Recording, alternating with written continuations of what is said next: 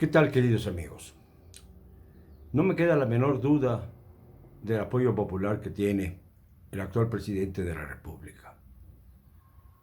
De acuerdo a un pequeño ejercicio democrático que hicimos, el 75% de los que me contestaron están a favor de volver a votar por Andrés Manuel López Obrador, si este fuera el caso, a un año de cumplirse el, el triunfo apoteósico de este para alcanzar la presidencia. 2 días después, el 3 de julio, ya estaba en Palacio Nacional. Y desde entonces, aunque sea de facto, gobernaba el país. Ya después, el 1 de diciembre, primero el 1 de septiembre, logró que su Congreso fuera mayoritariamente morenista. Digo su Congreso porque pues era evidente que el arrasador triunfo le permitía contar con una mayoría cómoda en la Cámara de Diputados y también dividió al Senado de la República. Esto pues es esencial para poder entender la circunstancia que vivimos actualmente. Lo único que no ha podido controlar es el Poder Judicial. Se dice que en el Poder Judicial está anidada la vieja corrupción del antiguo sistema político. Y estoy de acuerdo. Hay muchos ministros, muchos magistrados y muchos jueces venales. Hay otros que no lo son. Hay otros que sí cumplen. No todo está podrido en Dinamarca, como diría el refrán.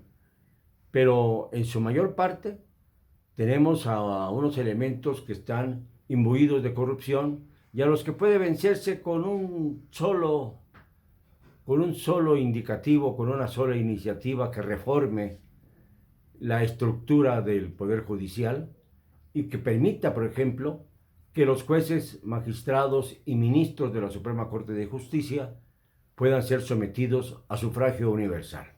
De esta manera todos seremos corresponsables de la conducta de estos jueces, pero además, ya lo he dicho también, ninguno de los jueces venales que existen podría aguantar la catarata tremenda que significaría que actuaran de manera parcial ante uno de los casos escandalosos de corrupción que deben ser motivo de coerción política y motivo de coerción legal.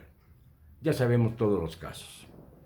Me preocupa ahora que haya quienes piensen que el hecho de que la Guardia Nacional, recién fundada, que no es más que una especie de sucedáneo de la Gendarmería Nacional que no sirvió para maldita la cosa durante el miserable periodo del señor Peña Nieto, crean que con la presencia de esta nueva institución en las calles, sobre todo de la Ciudad de México, van a instaurar con ella una especie de dictadura militar de facto, que sea la Guardia Nacional un instrumento para reprimir a las voces independientes.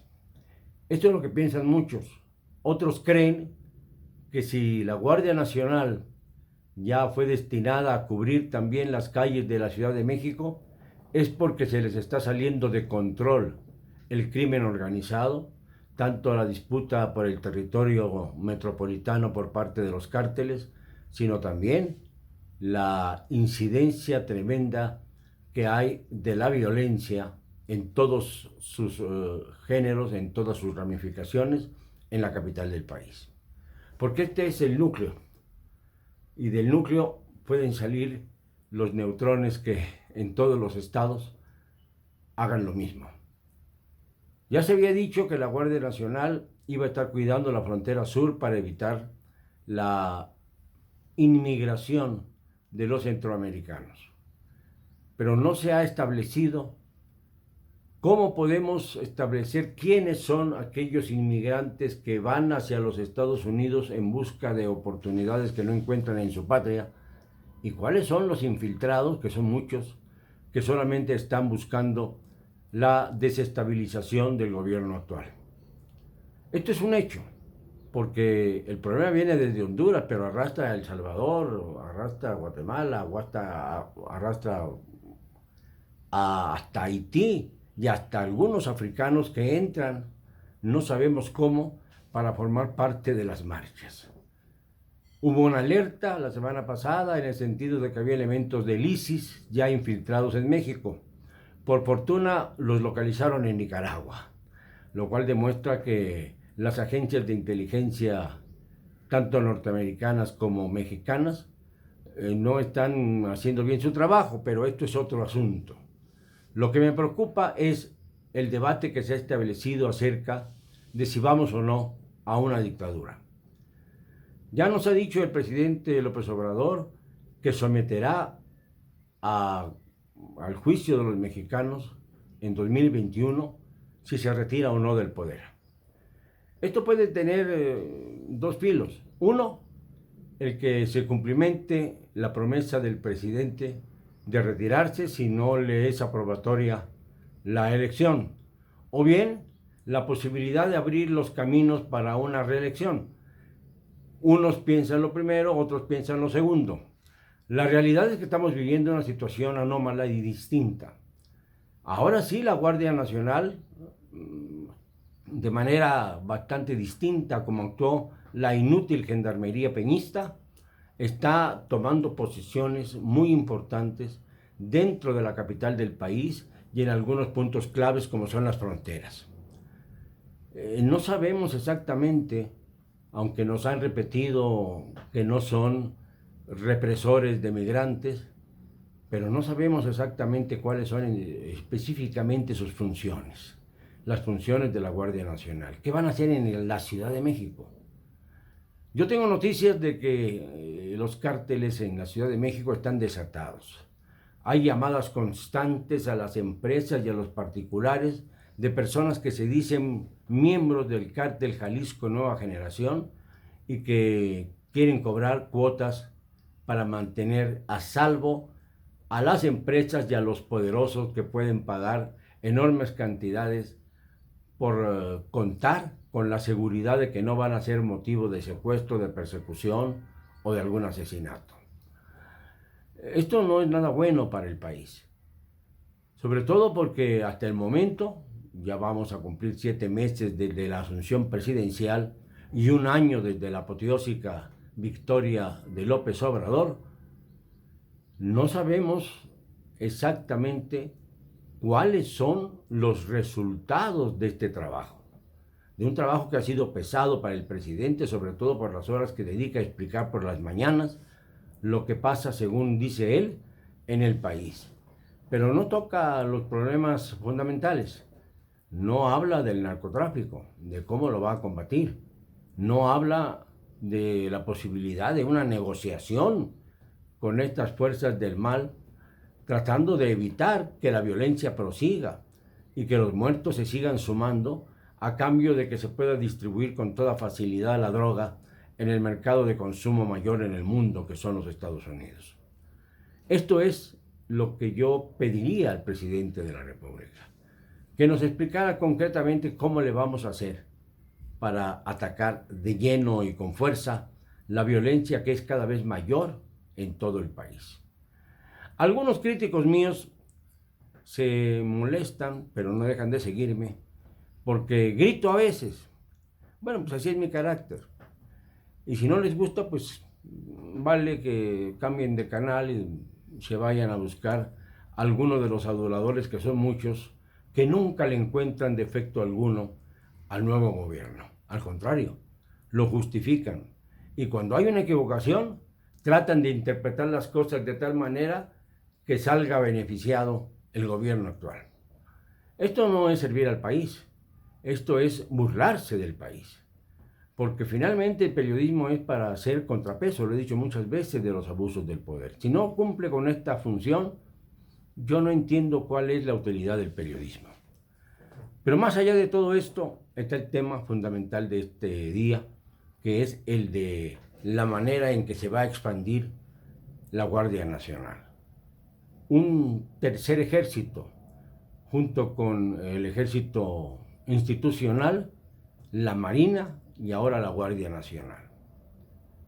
¿Cómo se va a coordinar todo esto? A través de la Secretaría de Seguridad Pública, que está en manos de un antiguo priista, Alfonso Durazo Montaño, quien bien sabemos que pasó del PRI, luego pasó al PRD, luego se acomodó en el PAN y luego resulta que ahora es uno de los más fervientes defensores de López Obrador dentro del movimiento de Morena.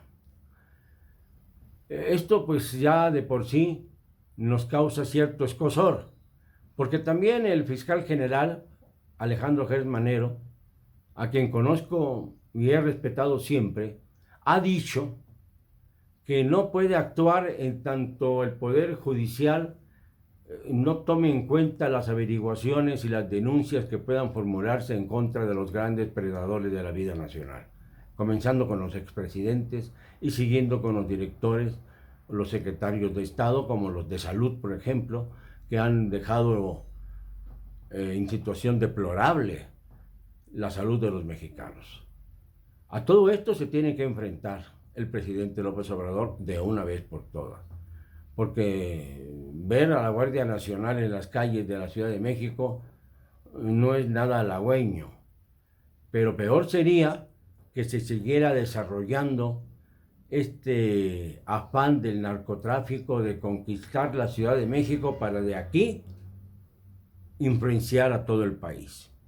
México está en riesgo de convertirse en un narcoestado. De hecho, hay entidades de la República, como el caso de Tamaulipas, como el caso de Guanajuato, como el caso incluso de Jalisco, en donde el narcoestado ya es una realidad. Sinaloa. En fin, tenemos muchas entidades Nayarit, en donde el narcotráfico ha sentado sus raíces, y hay otros lugares en donde aparentemente hay paz, como en el caso de Yucatán, porque ahí se han instalado las familias de los narcos, lo he repetido varias veces, y han convertido a esta ciudad en una especie de hotel para las familias de los narcos, con la condición de que no haya en este estado y en esta ciudad, la ciudad de Mérida, ningún tipo de confrontación. Estamos pues en manos de los narcotraficantes. Estamos entre dos poderes, el poder institucional y el poder real, que ejercen los sicarios, que ejercen los capos, sobre todo para presionar a gobernadores, a presidentes municipales y a elementos del gabinete presidencial para que puedan cumplir con sus tareas siempre y cuando estén arreglados con los maleantes.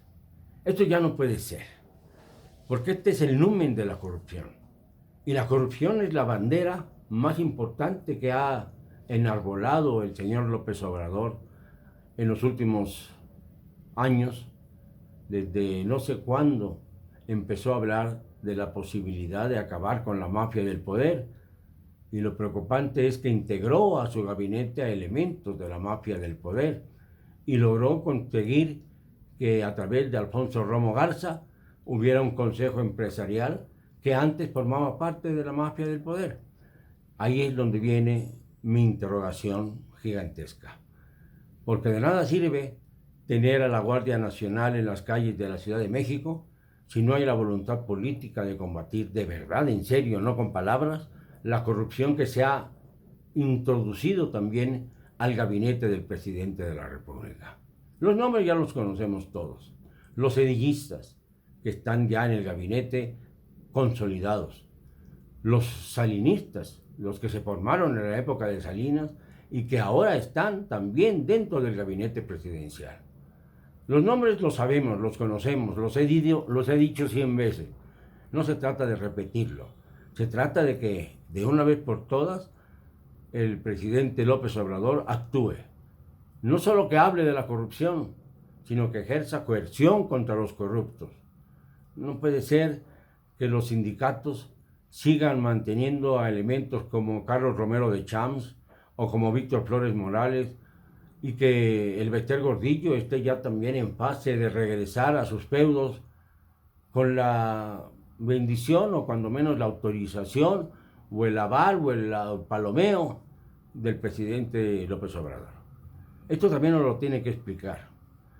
No sirve de nada estar repitiendo las mismas consignas, los mismos refranes, cuando la problemática está creciendo severamente en el país.